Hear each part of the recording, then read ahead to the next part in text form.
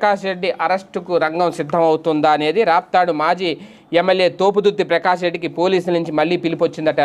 శ్రీ సత్యసాయి జిల్లా కుంటిమద్ది హెలీప్యాడ్ ఘటనకు సంబంధించిన కేసులో వారం రోజుల్లో తమ ఎదుట హాజరు కావాలి అంటే రామగిరి సర్కిల్ పోలీసులు ఆయనకు నోటీసులు జారీ చేశారట. పాపిరెడ్డిపల్లిలో హత్యకు గురైన వైసీపీ కార్యకర్త లింగమైన పరామర్శించేందుకు ఏప్రిల్ 8న మాజీ సీఎం జగన్ వచ్చిన సమయంలో హెలీప్యాడ్ వద్ద వైసీపీ శ్రేణులు హల్చల్ చేసిన విషయం తెలిసిందే. అక్కడ నానా రచ్చ చేసి జగన్కు భద్రత కల్పించడంలో ప్రభుత్వం విఫలమైందనేది వైసీపీ నేతలు ఆరోపించారు. పోలీసులు ఈ ఘటన వెనక కుట్రకోణం ఉందన్న అనుమానంతో విచారణ చేపట్టారు. తోపుదుర్తి సహా పలువురిపై కేసు నమోదు చేశారు. దాంతో ఆయన అజ్ఞాతంలో వెళ్ళిపోయారట.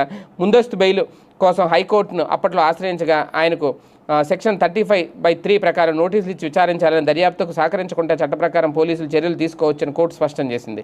నోటీసులు ఇవ్వడంతో తోపుదుర్తి గత నెల 16 పోలీసులు ఎదుట హాజరయ్యారు. కానీ వారి ప్రశ్నలకు సమాధానాలు దాటివేశారట. ఈ కేసులో pilot Anil Kumar, co pilot Shreyas Jain, CK Palli అలాగే రామగిరి